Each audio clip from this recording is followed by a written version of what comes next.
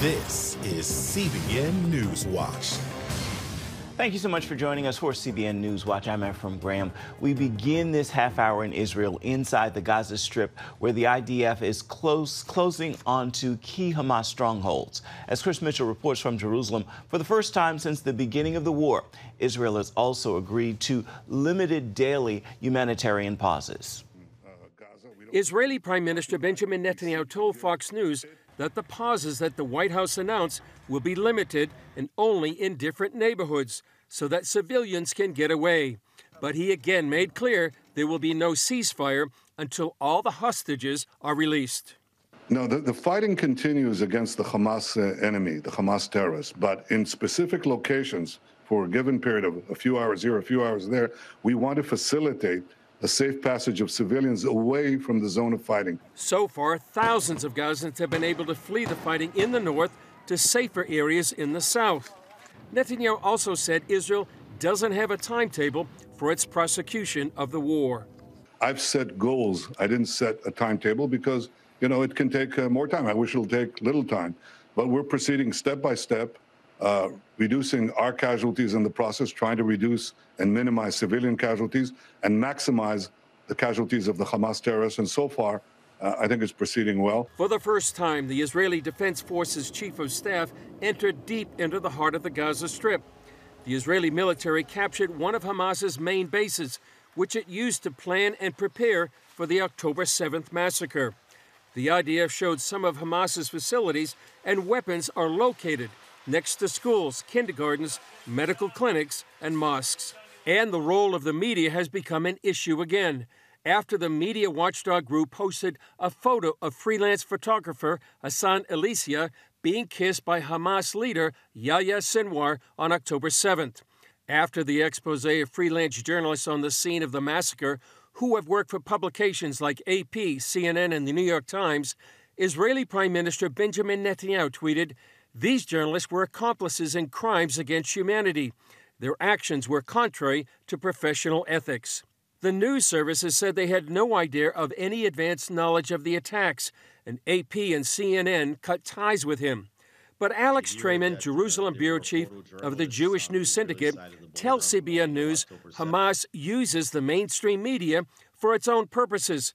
For instance, when its Ministry of Health claims so far 10,000 civilians have been killed. Hamas has every incentive to try to inflate the number of civilians that are killed in Gaza to create this appearance of a humanitarian disaster that Israel is causing. Trayman says it fits Hamas's media warfare. The information arena is one of the most important battlefields for Hamas in this conflict. Once Hamas attacks with rockets, so Israel is forced to attack back. And when Israel attacks back, well, that's when it all started. And that's when the civilian death counts start to be counted and reported. And that this pressure creates a lot of diplomatic delegitimization of the state of Israel. And that is really what Hamas is hoping to achieve. They want the international community to demonize and delegitimize the state of Israel. Chris Mitchell joins us now from Jerusalem. So, Chris, what is the reaction to those in Israel to Benjamin Netanyahu's interview on Fox News? Any key points that are standing out? Well, I think one thing, Ephraim, is that there's really no ceasefire. There may be this humanitarian pause, but Israelis are not interested in stopping the military campaign to defeat Hamas. They want to defeat Hamas, and they believe that, putting a ceasefire maybe would put their soldiers in harm's way. What the humanitarian pauses will do for maybe 4 hours or so, it's going to give this Gazans an opportunity to flee in one of two main corridors from the north to the south. So what it seems right now, Ephraim, is that this is a compromise between Israel and the White House. You may remember that President Biden originally wanted a 3-day ceasefire, and that's certainly unacceptable to Israel. And the key point to be made by Prime Minister Netanyahu, they don't want to have a ceasefire unless all the hostages are released. Now, you mentioned those pauses from that Netanyahu mentioned about being limited to some neighborhoods. What's the purpose for this, and are there talks of possibly adding more than 4 hours a day for those pauses? Well, it's really on a case-by-case basis, Ephraim. It's going to be a day-by-day thing. There may be talks of adding more time, but for now, it looks like this compromise, as I said, between the White House and Israel, what it's going to do is take place in a different neighborhood each and every day with only 3 hours' notice. And the reason for that is that they don't want Hamas to exploit these pauses for military purposes. And the whole purpose is to facilitate safe passage for civilians. In the last couple of days, we've seen, video of literally thousands of Gazans moving from the north to the south. And I would add, there was one video I saw not too long ago, Ephraim, that really some of the Gazans are really criticizing the Hamas leadership that's in Doha, really living in luxury right now for what they're going through and having to leave their homes. Are there any updates on the negotiations to get the hostages released? Well, it seems right now Palestinian Islamic Jihad, which actually has perhaps about 40 of those hostages, they might release 2. And they released a video of a 77-year-old woman and a 13-year-old boy. And, perhaps they would be the ones released. So far, in total, only 4 have been released. There was a 5th that was rescued, and about 240 remain. Qatar is mediating this, but some believe they may be part of the problem since they've actually supported Hamas for years. So there's a lot of empathy and support for the hostages, but so far, not a lot of progress. And Israel has been concerned that Hamas has really been playing for time and not negotiating in good faith. Before we let you go, what can we look ahead to this evening for Jerusalem Dateline? Well, Ephraim, we're going to have an interview with the director of Honest Reporting, and he was the one that broke the story of freelancer journalists from Gaza who work for major media organizations like CNN and AP and New York Times. They were there documenting the October 7th massacre. And as we saw in our report, one of the journalists was actually getting a kiss from the head of Hamas. So we'll have that interview. We'll also have Israeli archaeologists. They're actually using their tools to identify some of the victims that were burned beyond recognition during the October 7th massacre. Another story about the digital divide in this war between old and young. It's like a battle between TikTok and Facebook. And also a story, Ephraim, about how CBN Israel is doing what they can to bring help and hope to many of those Israelis displaced by the war. All right, our CBN News Middle East Bureau Chief Chris Mitchell joining us from Jerusalem. Thank you so much. Stay safe. We will continue to pray. And for continuing coverage of the Israel-Hamas war and other news from the Middle East, be sure to watch Jerusalem Dateline. You can catch it this evening at 8:30 Eastern on the CBN News Channel. You can also always watch it on the CBN News app or find it on YouTube. Coming up, see how Israel's IDF unit is destroying the underground Gaza network. Stay with us. You're watching CBN News Watch.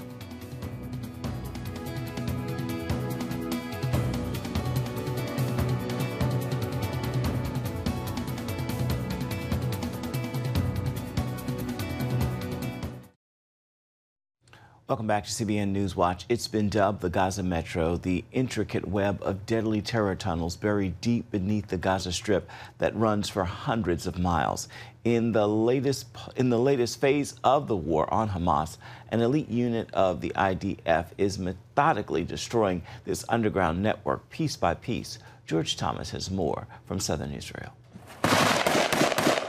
Israel says the noose around Hamas in Gaza City is tightening. Our activities are hitting at the heart of Hamas capabilities. We eliminated dozens of commanders. We blocked many tunnels, and we are hitting the enemy hard. 48 hours after breaching city walls, IDF soldiers like High Mailspin are now targeting the extensive network of terror tunnels deep beneath the surface, dubbed the Gaza Metro. Metro is a nickname used by Israel of the underground Gaza. There's Gaza on top, and there's Gaza underground. Mailspin, who has served almost 20 years in the Israeli army, was called up a month ago to take part in the military operations in the Gaza Strip. Today, he is right in the thick of it, focusing on hundreds of miles of those tunnels. Mailspin is part of the IDF's elite Special Operations Yahalom unit. that's in charge of demolishing Hamas's tunnel networks. Gaza Underground is, as you probably heard, 500 kilometers worth of tunnels. What you really have is various kinds. You've got the attack tunnels. Then you have tunnels that are for supplies and for weapons and for caches and for command centers. Then you have small tunnels that are about, let's just say, as wide as I can stretch my hands, and they, like, say this wide, and then you have in there just to run troops through.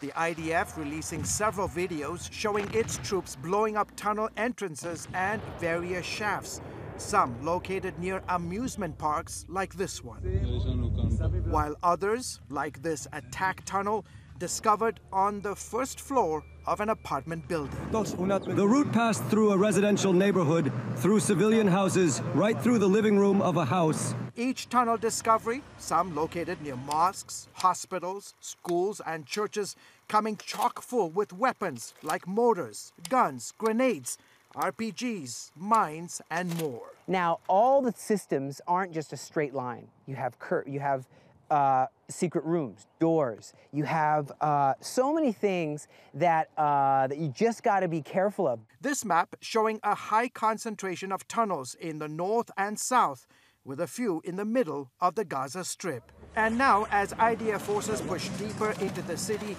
Mail Spin, an Israeli-American Christian, is asking people around the world to continue praying for their military operations. Pray that we'll have that supernatural wisdom. Where are these tunnels? Where is the threat going to come from? And they're tricky. They're tricky people. The Hamas. They're using trickery sometimes. It's not like fighting guerrilla warfare. They're like guerrilla warfare times 2.0. George Thomas, CBN News, Southern Israel. Still ahead, young versus old, we look at the generational divide emerging as it relates to supporters of Israelis and Palestinians. Stay with us. As Israel's war intensifies, a deep division is emerging between supporters of Israelis and Palestinians, a generational divide. Recent polling shows older people tend to support Israel, while the younger tend to stand with the Palestinians. We're seeing massive anti-Israel protests popping up around the world.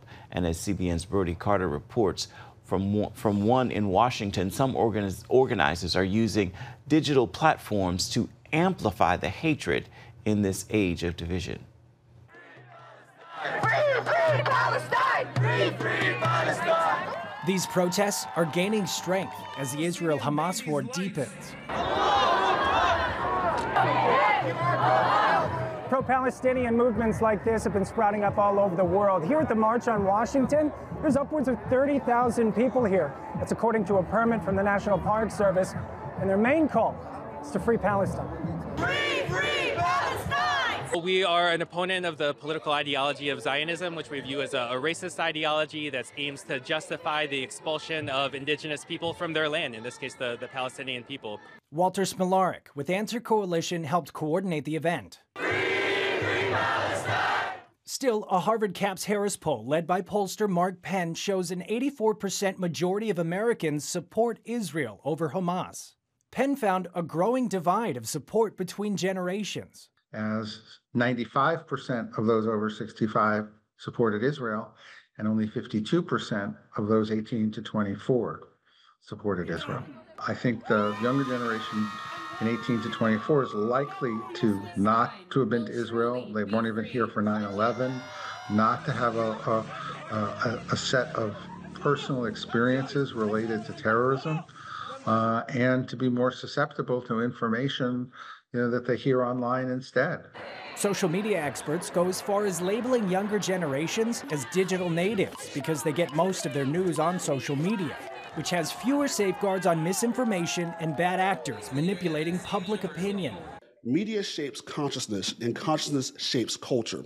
Kinchlow sees platforms like Facebook, Instagram, and especially TikTok as digital battlegrounds vying for public opinion. And so now you have this whole generation of kids, that's what they're used to when it comes to taking in news. They don't go fact check, they don't take another person's opinion. Another major concern is Penn's polling data shows 16% of Americans side with Hamas terrorists. And I think it's unjust and unfair to make this about Hamas every single time. You would have thought that a terrorist attack against innocent civilians would engender sympathy for Israel, but somehow it seems to have weirdly stirred up a pot of anti-Semitism, at least in some areas and with some communities. This is why Penn sees the greatest threat to America from this great divide being the anti-Semitism and violence that follows on both sides. Reporting in Washington, D.C., Brody Carter, CBN News. Coming up, a unique event that is catering to creative expression. Find out more when we come back.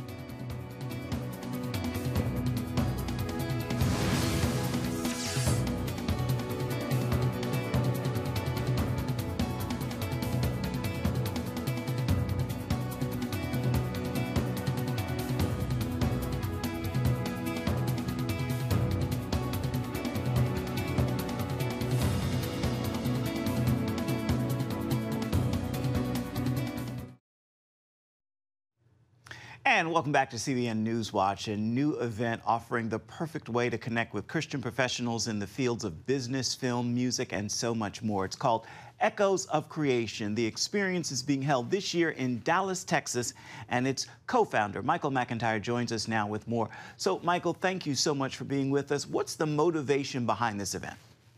Yeah, thank you for having me. Actually, my wife, Stacy, came up with this idea about 3 years ago about the revolution of love and about connecting people in the entertainment industry into other good Judeo-Christian values and really kind of coming in and taking that entertainment mountain by storm, because I really believe that that's where we're at. And we wanted to do a huge network of artists, Grammy Award-winning songwriters, film producers, fine artists, and storytellers, book writers, book publishers, and bring them all together in a conference to where they can share and network. And we're going to hear some great worship and some great new original music and some producers, also some record labels there. And people will get a chance to pitch their movie script. We've got people from the industry there that want to buy movie scripts, buy TV ideas, etc. So it's going to be really, really cool. Looking forward to being there myself. Tell me about some of the speakers. Who can we expect? Yeah, wow. We got Victory Boyd's going to start out. We got Carrie. Victory Boyd, of course, is a Grammy Award winner, music composer. She's with Jay-Z and Rock Nation, and she's got Glory Hour out, which is really doing great. We also have Chuck and Carrie Solomon, who are the movie producers. They did God's Not Dead, Unplanned, and Nefarious. They're going to be there hearing people's presentation. They're also launching a brand new stream called Believe Plus, which is going to be really cool. It's going to be coming out here in January, and it's just for really good moral values, Judeo-Christian values, TV shows and movies. We've got Carrie Lloyd, Harper Collins publisher. She was a pastor at Bethel, and she's coming out. She's got an amazing book out called Noble Renaissance, and she's going to be one of our speakers. Trinity Anderson sang an original song for Echoes of Creation. She's going to be there along with Mike Manny, who's an award-winning music producer, and Blake Kanika, also, who's a music producer, award winner. Nick Poe, Tina Poog's going to be there from Destiny Publishing. Hannah Aaron and Chris Turner, who are fine artists here, are going to also be present. It's going to be a really cool thing, and I'm going to be there with our entrepreneur crew, because being an entrepreneur is all about creativity. Indeed, indeed. Just about out of time here, but real quick, I know these events are bathed in prayer. What are you praying for, and how do people get more information? Yeah, thank you. Yeah, we are. We're praying for a great turnout. We're praying that everybody gets there safely. We're praying for massive connections with the Holy Spirit in Jesus' name to bring out entertainment and great quality entertainment back to our family, our children, and our friends. And they can check this out. They can get their tickets right now at echoesofcreation.life. All right, echoesofcreation.life. Michael McIntyre, yes. Thank you so much for your time. It's a pleasure talking to you. Thank you so much. I appreciate it. It's one man's mission to heal a nation. That is the tagline for the upcoming movie called Medicine Man, the Stan Brock story. The documentary chronicles the late actor, host, and philanthropist who went on a mission for much of his life to help resolve the United States' healthcare crisis. Here's a quick preview. We've been able to run this organization on a shoestring.